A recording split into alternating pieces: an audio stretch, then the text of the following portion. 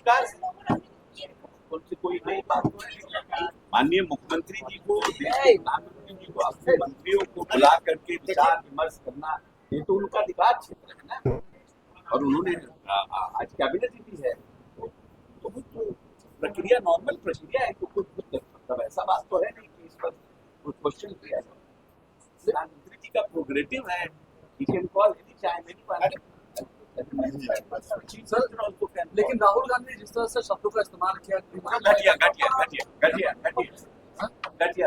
घटिया मजाक। देश के प्रधानमंत्री का किसी भी स्तर पर, और खास करके देश के प्रधानमंत्री जब विदेश के दौरे पर हों, तो प्रधानमंत्री के बारे में इस तरह की भाषा का प्रयोग किसी भी राजनीतिक दल के लिए और किसी भी देश के प्रधानमंत्री के लिए उचित नहीं।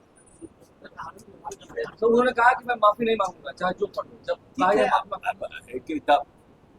आप हम कोई बिहेवियर करते हैं, हम कोई काम करते हैं और हम कहेंगे कि नहीं हम ठीक हैं, ये तो जनता को एक्सेप्ट करना है।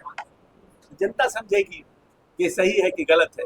आप माफी नहीं मांगिएगा, हम लोग क्या कर रहे हैं, हम लोग ने कहा माफी मांगी, आप कहें नहीं मांगे, ठीक है ना। तो पीपल विल इंडिया डिसाइड कि भाई वो सही कर रहे हैं कि गलत कर रहे हैं। भाषा ठीक नहीं। हम राजनीतिक दल हिंदी के शब्दकोश में मैं बार बार कहता हूँ, इतनी शब्दावली है जिसमें अपने घोर से घोर विरोधी के लिए खड़े से खड़े शब्दों का आप प्रयोग कर सकते हैं। लेकिन जिस भाषा का प्रयोग आपके खुद के लिए अच्छा नहीं है, दूसरों के लिए उपयोग नहीं करना चाहिए, खास करके राजनीतिक और सार्वजनिक। लेकिन सर ये कहा जा रहा है कि देश पे एक बड़ा संकट आ रहा है, लोग आर्थिक संकट आएगा देश पर। राहुल गांधी कह रहे थे अभी लोग रोएंगे। नहीं, हमारे देश के प्रधानमंत्री जी ने कहा कि आर्थिक संकट आ रहा है।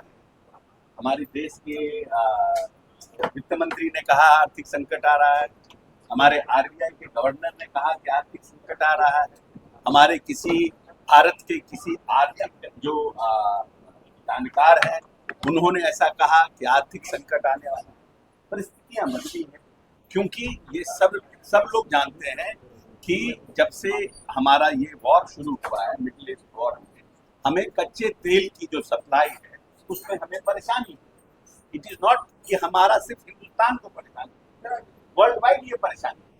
हॉर्मुज़ को जिस तरह से एक तरफ अमेरिका और एक तरफ ईरान ने घेर के रखा हुआ है, सप्लाई चेन जो है वो डिमांड और सप्लाई का फर्क है, तो निश्चित रूप से हमें महंगा तेल मिल रहा है।